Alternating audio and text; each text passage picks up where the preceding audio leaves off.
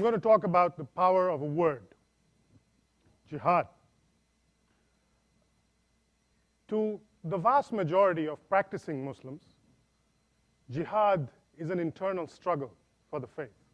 It is a struggle within, a struggle against vice and sin, temptation, lust, greed. It is a struggle to try and live a life that is set by the moral codes written in the Quran. In that original idea, the concept of jihad is as important to Muslims as the idea of grace is to Christians. It's a very powerful word, jihad, if you look at it in that respect. And there's a certain almost mystical resonance to it. And that's the reason why for hundreds of years, Muslims everywhere have named their children jihad, their daughters as much as their sons, in the same way that, say, Christians name their daughters grace. And Hindus, my people, name our daughters bhakti, which means, in Sanskrit, spiritual worship.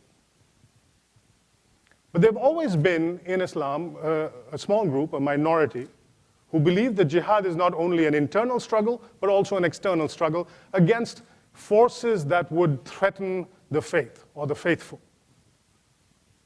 And some of these people believe that in that struggle, it is sometimes okay to take up arms. And so the thousands of young Muslim men who flocked to Afghanistan in the 1980s to fight against the Soviet occupation of a Muslim country, in their minds, they were fighting a jihad. They were doing jihad. And they named themselves the Mujahideen, which is a word that comes from the same root as jihad. And we forget this now, but back then, the Mujahideen was celebrated in this country, in America. We thought of them as holy warriors who were taking the good fight to the ungodly communists. America gave them weapons, gave them money, gave them support, encouragement. But within that group, a tiny, smaller group, a minority within a minority within a minority, were coming up with a new and dangerous conception of jihad. And in time, this group would come to be led by Osama bin Laden. And he refined the idea. His idea of jihad was a global war of terror, primarily targeted at the far enemy, at the crusaders from the West against America. And the things he did in the pursuit of this jihad were so horrendous, so monstrous, and had such great impact that his definition was the one that stuck. Not just here in the West, we didn't know any better, we didn't pause to ask. We just assumed that if this insane man and his psychopathic followers were calling what they did jihad, then that's what jihad must mean.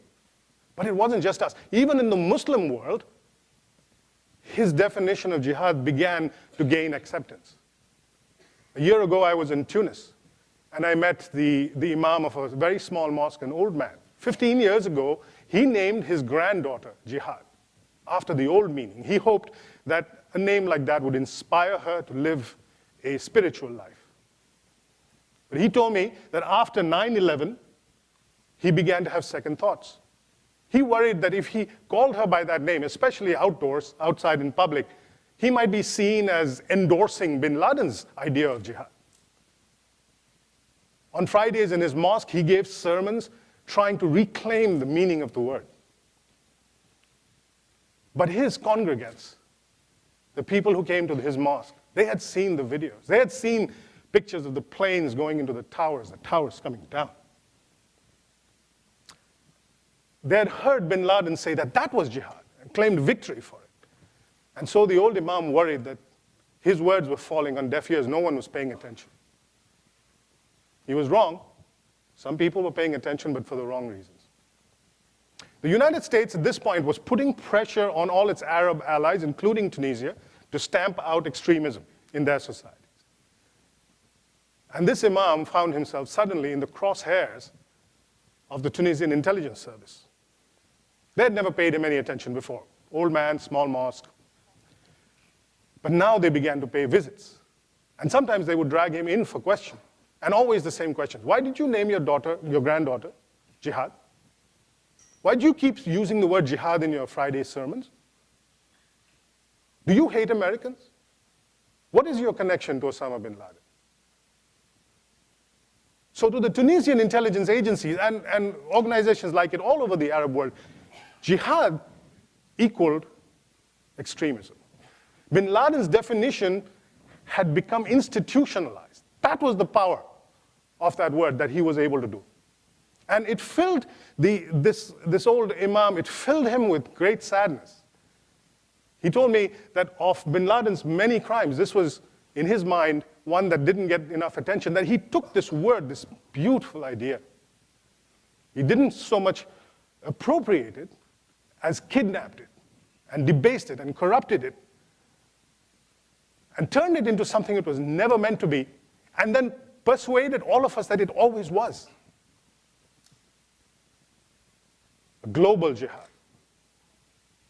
But the good news is that the global jihad is almost over, as bin Laden defined it. It was dying well before he did, and now it's on its last legs. Opinion polls from all over the Muslim world show that there is very little interest among Muslims in a global holy war against the West, against the far enemy. The supply of young men willing to fight and die for this cause is dwindling. The supply of money, just as important, more important perhaps, the supply of money to this activity is also dwindling. The wealthy fanatics who were previously sponsoring this kind of activity are now less generous. What does that mean for us in the West? Does it mean we can break out the champagne, wash our hands off it, disengage, sleep easy at night? No. Disengagement is not an option. Because if you let local jihad survive, it becomes international jihad. And so there's now a lot of different violent jihads all over the world. In Somalia, in Mali, in Nigeria, in Iraq, in Afghanistan, Pakistan. There are groups that claim to be the inheritors of the legacy of Osama bin Laden. They use his rhetoric. They even use the brand name he created for his jihad. So there is now an Al-Qaeda in the Islamic Maghreb. There's an Al-Qaeda in the Arabian Peninsula. There is an Al-Qaeda in Mesopotamia. There are other groups in Nigeria, Boko Haram, in Somalia, Al-Shabaab, and they all pay homage to Osama bin Laden. But if you look closely, they're not fighting a global jihad. They're fighting battles over much narrower issues. Usually it has to do with ethnicity or race or sectarianism. Or it's a power struggle. More often than not, it's a power struggle in one country or even a small region within one country. Occasionally they will go across a border from Iraq to Syria, from Mali to Algeria, from Somalia to Kenya, but they are not fighting a global jihad against some far enemy. But that doesn't mean that we can relax. I was in Yemen recently, where it's the home of the last Al-Qaeda franchise that still aspires to attack America, to attack the West. It's old school Al-Qaeda. You may remember these guys. They're the ones who tried to send the underwear bomber here. And they were using the internet to try and instigate violence among American Muslims.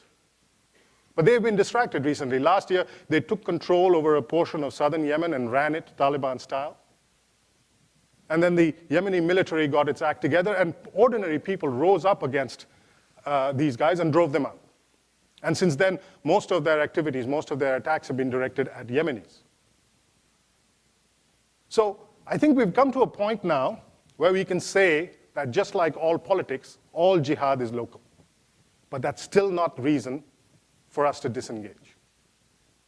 Because we've seen that movie before. In Afghanistan, when those mujahideen defeated the Soviet Union, we disengaged. And even before the fizz had gone out of our celebratory champagne, the Taliban had taken over in Kabul. And we said, local jihad, not our problem.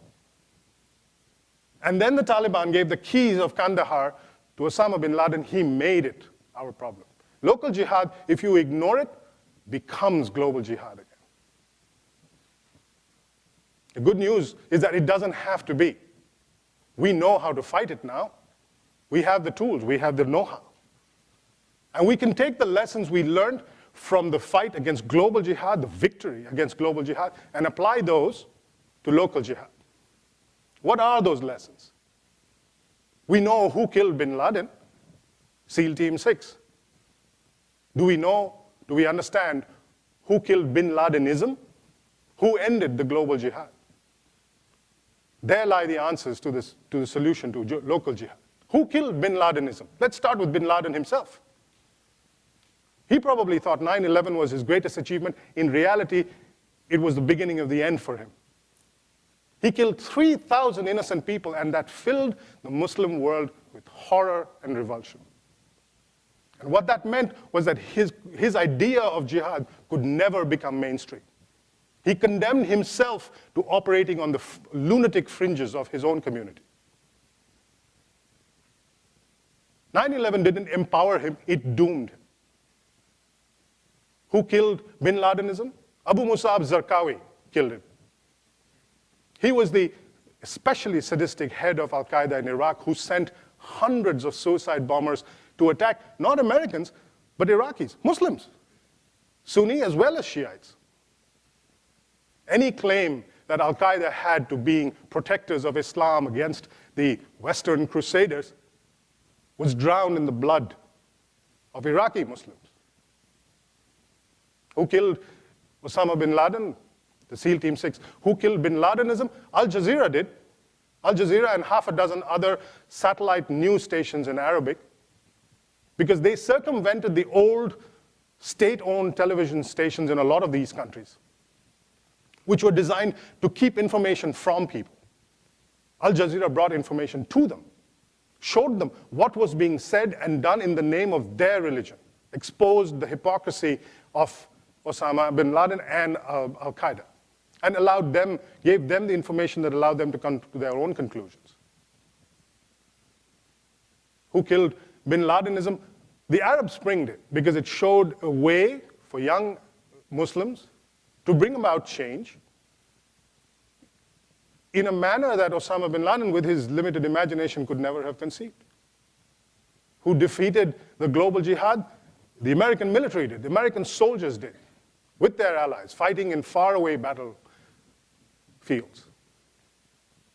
And perhaps a time will come when they get the rightful credit for it. So all these factors, and many more besides, we don't even fully understand some of them yet, these came together. To defeat a monstrosity as big as bin Ladenism, the global jihad, you needed this group effort. Now, not all of these things will work in local jihad. The American military is not going to march into Nigeria to take on Boko Haram. And it's unlikely that SEAL Team 6 will rappel into the homes of Al-Shabaab's leaders and take them out. But many of these other factors that were in play are now even stronger than before. Half the work is already done. We don't have to reinvent the wheel. The notion of violent jihad, in which more Muslims are killed than any other kind of people, is already thoroughly discredited. We don't have to go back to that. Satellite television and the internet are informing and empowering young Muslims in exciting new ways. And the Arab Spring has produced governments, many of them Islamist governments, who know that for their own self-preservation, they need to take on the extremists in their midst. We don't need to persuade them, but we do need to help them because they haven't really come to this place before. The good news, again, is that a lot of the things they need, we already have, and we are very good at giving. Economic assistance, not just money, but expertise, technology, know-how. Private investment, fair terms of trade, medicine, education, technical support for training for their police forces to become more effective, for their anti-terror forces to become more efficient. We've got plenty of these things. Some of the other things that they need, we're not very good at giving. Maybe nobody is. Time, patience, subtlety, understanding, These are harder to give. I live in New York now. Just this week, posters have gone up in subway stations in New York that describe jihad as savage. But in all the many years that I have covered the Middle East, I have never been as optimistic as I am today that the gap between the Muslim world and the West is narrowing fast. And one of the many reasons for my optimism is that because I know there are millions, hundreds of millions of people, Muslims like that old Imam in Tunis, who are reclaiming this word and restoring it to its original beautiful purpose. Bin Laden is dead. Bin Ladenism has been defeated. His definition of jihad can now be expunged. To that jihad, we can say, goodbye, good riddance. To the real jihad, we can say, welcome back. Good luck. Thank you.